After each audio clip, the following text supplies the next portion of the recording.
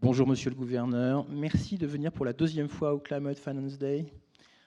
Nous prenons, c'est un honneur et c'est le signe d'une très grande marque d'intérêt.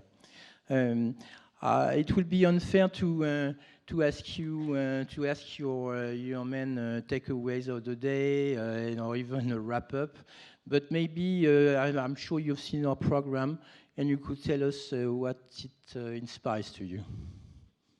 Bonjour Pierre d'abord, et bonjour à tous les francophones. Good afternoon to everybody. It's my great pleasure to be for the second year in the Climate Finance Day, to conclude it before the Minister.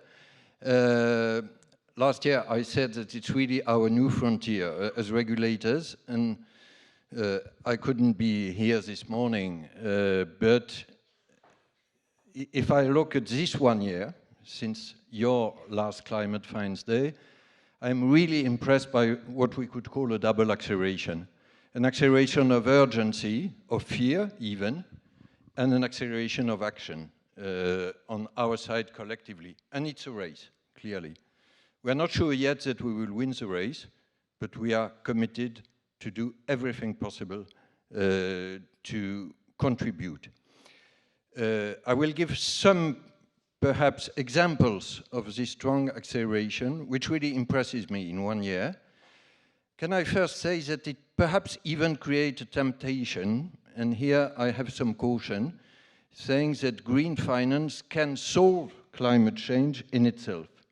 Green finance can contribute, but it cannot be the only game in town. It cannot replace the absence of public policies. It couldn't replace the absence of a carbon price, or of sound transportation policy, or building policies, or energy policy. I issue this word of caution due also to the acceleration of expectations. If I look at what we did, let me perhaps give 3 very concrete examples, Pierre, if you allow me. First, you are aware of this NGFS, Network for Greening the Financial System, International Coalition of the Willing. We created it in Paris 2 years ago, December 17. We were 8. We are now 51 central banks and supervisors from the 5 continents, and 12 international organizations, including IOSCO, the International Market Authority, and the IMF. And believe me, there is much enthusiasm of productivity in this coalition. We published a first report in Paris last April, saying very clearly that climate risk is now part of financial risk. We have to assess it. Second, if I focus on the French battlefield, we published, ACPR, French supervisor, an assessment of climate risk by banks and insurance last April, saying clearly 2 things. First, if we look at governance, it changed dramatically. It was a nice to have some years ago. It's now a must have. To be very precise, it belonged in the past to CSR, and CSR is an excellent thing. It now belongs to risk management, so a core function. And second, on the figure, we see a starting decrease of the risk, of the transition risks, which are bared by banks and institutions. It's a starting decrease. We must accelerate. To give an example, coal financing, we must accelerate. So there were commitments taken last July at Bercy. Bruno Le Maire will probably mention them. And we created, with AMF and ACPR, 2 dedicated commissions. In the case of ACPR, Commission Climat et Finances Durables, Climate and Sustainable Finance, to check the commitments taken by the financial industry and to accelerate. And third, what we do ourselves as a central bank, we published last March our first sustainable investment report. I invite perhaps the audience to look at it because it's very consistent and complete. And we implemented our sustainability commitments to our own investments, so that is 20 billion euros. We were the first central bank in Europe to do that, and here again we intend to do more. So this is to give 3 examples of what we did in the last year, and there will be a new acceleration next year.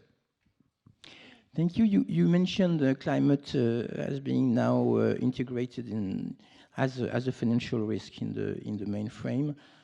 You are, and it's a levy of progress for greening the finance. You are committed to set up stress tests on the French bank's balance sheet. Did you elaborate the method to play them, and what do you expect from them? For me, this is a great technical challenge, but a great hope. Can I illustrate what I'll call the snapshot of risk? This is a disclosure of existing risk. And here, as you know, France lies ahead, as it is compulsory in France for banks and insurance, while it is voluntary worldwide due to the Bloomberg Task Force. So the voluntary disclosure makes progress, but in France, we lie ahead. But this is only the snapshot of risk. We need to, thanks to stress tests, to have what I call the video of risk. This is the projection of future risk, because we all know that climate risks are long-term ones, certain ones, but they will materialize still more in 10 years or 20 years. So we decided, and I'm glad to announce it at this Climate Finance Day, we decided we will run climate stress tests for French banks and insurance next year. How will we proceed? We will decide about 2 or 3 adverse climate scenarios, which we will publish in the first quarter of next year, and then we will apply these scenarios during the year to all significant French banks and insurance, and we will publish the result.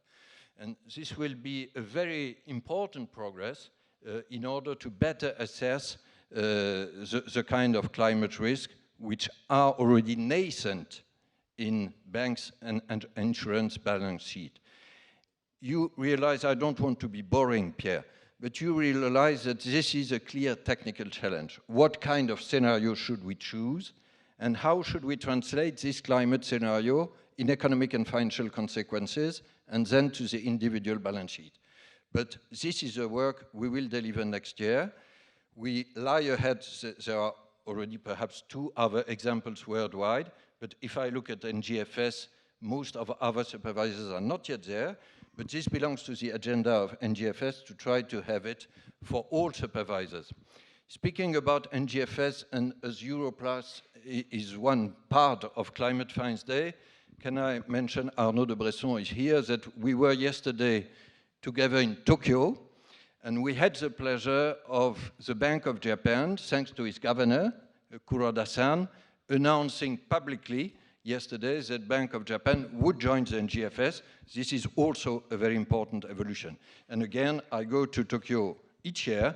I was impressed by the acceleration of awareness. Thank you very much for these 2 announcements, which come very high in the list of the announcement during this Paris for Tomorrow week. We don't have a lot of time, Monsieur le Gouverneur, but can I go on a more sensitive and controversial issue? In recent declarations, you have slightly opened the door to integrate climate into the monetary policy parameters. What can you tell us about that and about the current debate into the ECB? I don't know why you say slightly, Pierre. In my view, we should open the door. What we did so far was mostly with our financial stability head as supervisors. For a simple reason, climate risk is part of financial risk. No doubt, I hope, for nobody, except Mr. Trump perhaps, no doubt about that. The question is about our second head, price stability and monetary policy. Here, it will probably be part of the strategic review announced by Christine Lagarde, the new chairwoman of the ECB. It will not be the only question, but it will be one of the questions. So I will give my personal views about that. Even with the present mandate, which is price stability, we should incorporate climate change in the strategic priorities of monetary policy and in the operational running of this monetary policy. Let me be very simple about that. Why do I speak of strategic priority? Because climate change has economic effects on growth and on prices. For sure, in the long run. We are all aware that if we don't win this battle, we will lose between 5 and 10 points of GDP in the next decades. And we will have an increase of energy prices, so something like a stagflationary shock. But even in the short run, there are already economic effects of climate change, thanks to the changes of automotive industry, for instance. So we should incorporate climate change in our economic models and forecasts. It's easier said than done because it's a deep work to better modelize and to take them into account in our economic and monetary decision. First strategic priority. And second, what I do call the operational framework. As you are aware, monetary policy is lending money against collateral assets, which guarantee the safety of our loans to banks or financial institutions. We assess the value of this collateral so far through financial criteria. And if there is a risk, we apply what we call a haircut. It would be extremely warranted to say in the assessment of risk, we should add to the traditional financial criteria climate-related risk. And to incorporate this climate assessment for all our collateral is probably a very powerful game changer. I don't want to understand the technical work which is needed, but this is something which could come very quickly. And again, political authorities could decide one day to change our mandate. But I insist that these two elements, economic strategy and operational framework of collateral, are fully consistent with our present mandate. I say this because sometimes there are critics, including in the US, to say if you go to climate change, you monetary authorities, you politicize, you decide beyond your mandate. No, we must remain within our mandate. This is our own legitimacy. And this is the case already for climate change. This is my personal conviction. But we will have this discussion. Great, very clear. Thank you very much. Can I come back to the NGFS? You underlined the fantastic growth of the influence of this network. I have two questions about that. The first one is a very simple one, and to connect with the previous session, how do you articulate with the raising role of the market authorities all over the world that we can also expect? That's my first question. And the second one is because you are raising hope with the NGFS of acceleration, in fact, on greening the finance. You know, many people are waiting for you to introduce a second criteria of risk into the machine, I would say, which is biodiversity loss. And do you think it's possible? Because, of course, you see that if the supervisors begin to do with biodiversity what they are doing with climate, it will be a fantastic acceleration for the issue.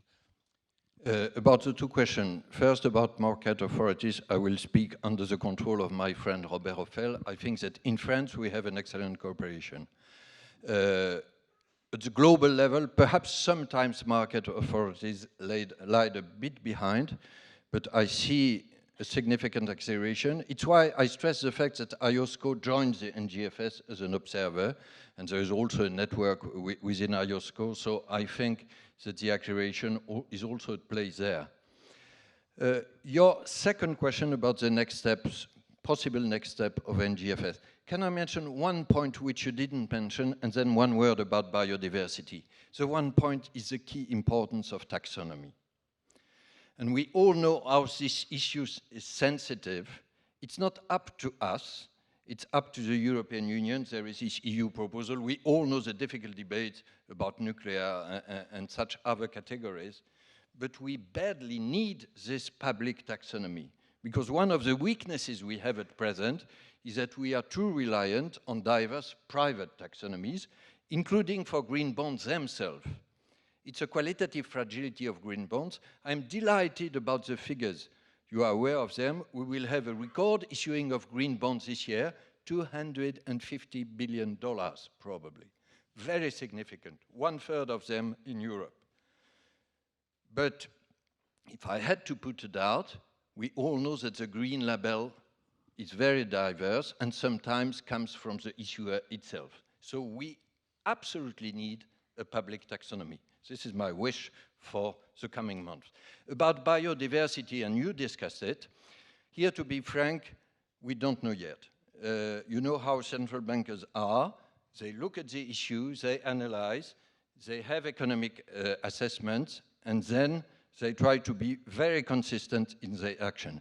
You raise a question to us. We have to study it. International organizations also are not yet clear about the economic effects of biodiversity. So let us look seriously on the issue and see whether and how we should broaden our action. About climate change, we made very significant progress in the last 2 or 3 years. So this is promising for other issues. So the door is not closed. Thank you very much, Monsieur le Gouverneur. Je pense qu'on peut tous vous applaudir. Thank you very much.